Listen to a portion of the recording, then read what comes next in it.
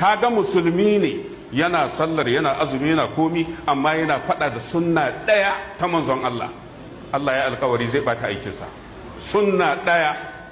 Saboda haka yasa haɗari ne a gabanmu mai girma. Allah bai ce kafirai kaɗai za su yi nadama ba.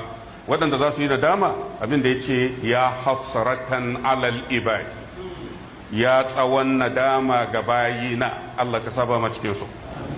Wallahi ko rashin kunya kai ga manzon Allah, Allah yana ɓata aikinka saboda darajar manzon Allah. Bare mutumin da zai yi faɗa ma da sunnar da annabi ya bari, ka yi rashin kunya ga manzon Allah, Allah zai ɓata aikin. Za ka ce ina hujjarsa? Ai wannan ya ma zo ne a farkon suratul hujurati. Ya ayyuhal ladzina amanu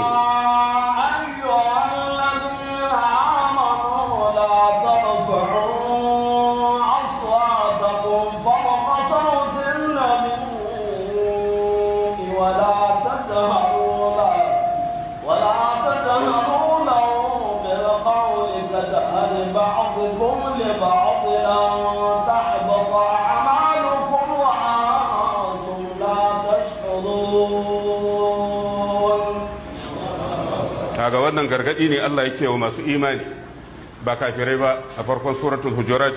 Ya ayyuhal ladina amanu, ya ku wadanda suka yi imani, la tarfa'u aswatakum fawqa sautin nabi, kar ku daga muryoyinku sama da muryar manzon Allah. ai dama alamar rashin kunya shine kana faɗa mutum ya daga murya a gabanka. To daga nan Allah ya gargadi yake gaya mana shi annabi darajarsa ta ɗara ta kowa. Kar ku yadda ku ɗaga murya a gabansa in yana magana da ku, to magana muryar ka tattafi tashi. In yayi magana da kai a hankali ka amsa a hankali, amma kar ka ɗaga murya. Wala tajharu lahu bil qawli, kar ku ya zama kuna tsawa ga annabi ka jahari ba'dikum li ba'din, yanda mutane ke tsawa ga juna. Yanda za ka yi magana da abokinka ka ɗauka haka za ka yi magana da manzon Allah. Allah ya ce ba daidai ba ne. Me yasa? Allah madaukaki ya ce an tahbata a'malukum, aikinku zai lalace, aikin zai lalace. Wa antum, aikinku ya lalace alhali ku buku ma sani ba.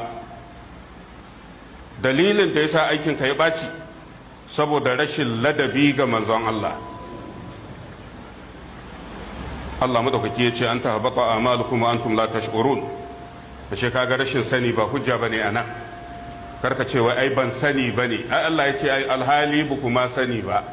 Kaga kenan koda za ka yi rashin kunya ga manzon Allah a halin rashin sani, wannan